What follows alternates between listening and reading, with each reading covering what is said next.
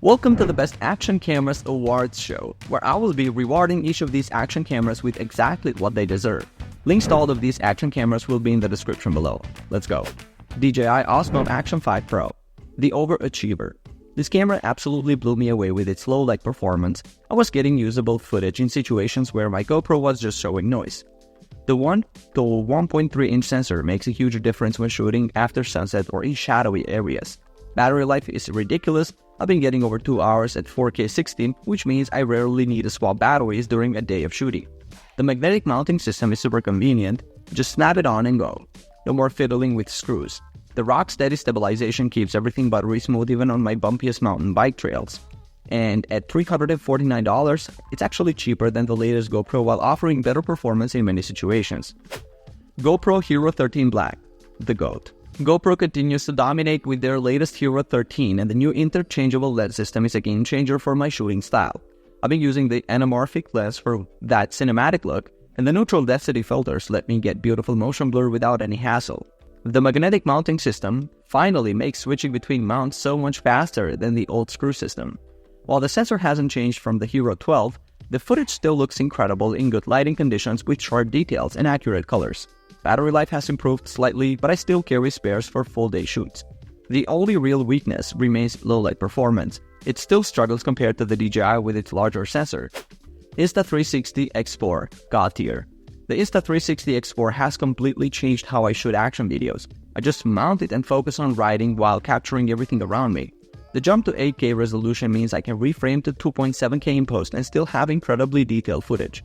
Battery life is impressive. I've been getting over 2 hours of continuous recording even in cold conditions. The stabilization is mind-blowing. My helmet-mounted footage looked like it was shot on a gimbal even on rough terrain. The invisible selfie stick trick creates third-person views that look like drone footage, and the app makes editing so intuitive that I can create social-ready clips right on my phone before I even get home. For skiing, biking, or any action sport, this camera is absolutely unmatched. Most innovative, Insta360 X5. The Insta360 X5 completely blew me away with its replaceable lenses. A game changer for adventure riders like me, who's previously had to trash entire cameras after a single lens scratch. I was impressed by how the larger 1 to 1.28-inch sensors and triple AI chip system dramatically improved low-light performance, especially in the new pure video mode that made my dust rides look amazing. The battery life is stellar too. I got nearly 3 hours of recording at 5.7K, perfect for long rides. The Insta-frame feature made capturing selfie shots ridiculously easy, and the wing noise control is the best I've tested on any action camera. Biggest letdown, DJI Action 2. I was so excited about the DJI Action 2's innovative modular design, but man, what a disappointment once I actually used it. The overheating issues are just ridiculous. I couldn't record for more than 5 minutes at high resolution before the camera got too hot to even touch.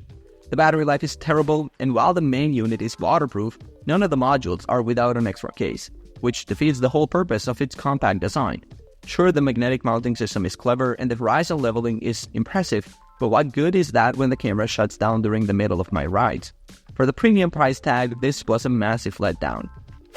Most overrated, GoPro Max. I really wanted to love the GoPro Max, but after using it extensively, I can't justify the hype. While it does offer decent 5.6K 360-degree video, the quality just doesn't match what you'd expect for the price. The single lens mode maxes out at a disappointing 1080p, which feels ancient compared to modern action cameras that shoot in 4K. I found the image stitching to be noticeably glitchy, especially in high contrast scenes, and underwater footage is basically useless since it goes out of focus. Yes, the stabilization is impressive and the app integration is smooth, but for the premium price, I expected much more versatility and better image quality. Best bang for your buck, the Akaso Brave 7 LE. I've been using the Akaso Brave 7 LE for a few weeks now, and I'm blown away by how much camera you get for such a low price. The dual screens are a game changer for vlogging. That front-facing selfie screen makes framing shots so much easier when I'm in front of the camera. The image stabilization is surprisingly good for trail riding, though not quite GoPro level smooth. With 4K 30 video, 20 megapixel photos, and tons of included accessories, I keep forgetting this thing costs half what the big brands charge. Sure, the app can be a bit finicky and you can't shoot 4K 60, but for the money, nothing else comes close. You tried award, Insta360 Go 3S.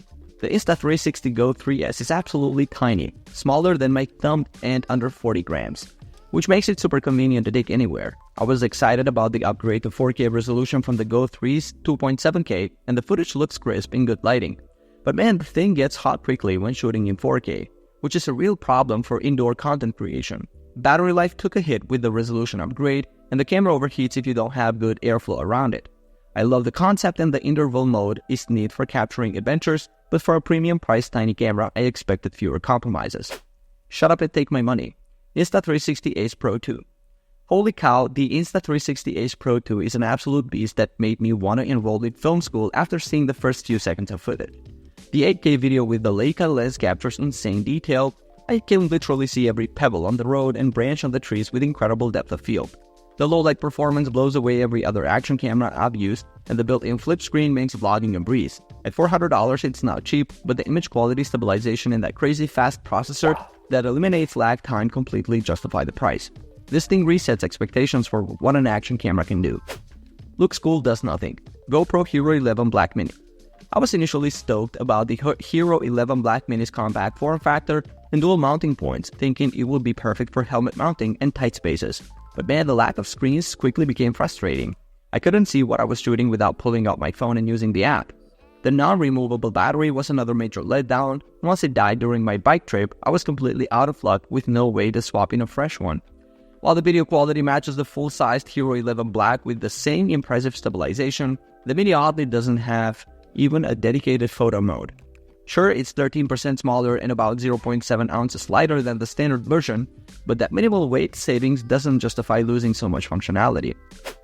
Most underrated, OM System Tough TG7. I've been taking the TG7 on all my outdoor adventures, and this little tank has survived everything I've thrown at it.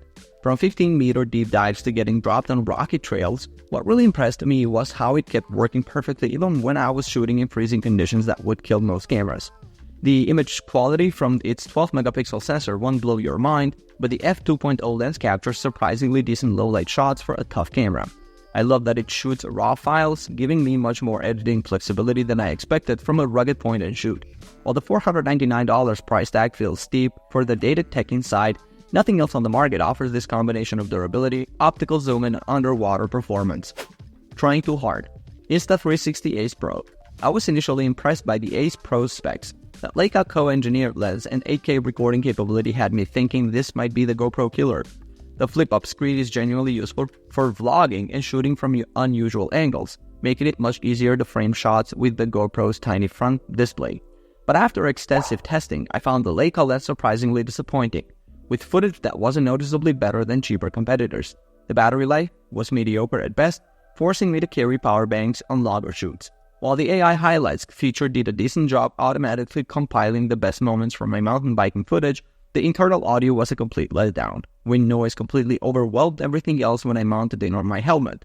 At $449, it's trying to justify a premium price without delivering premium performance. Alright guys, thanks for watching.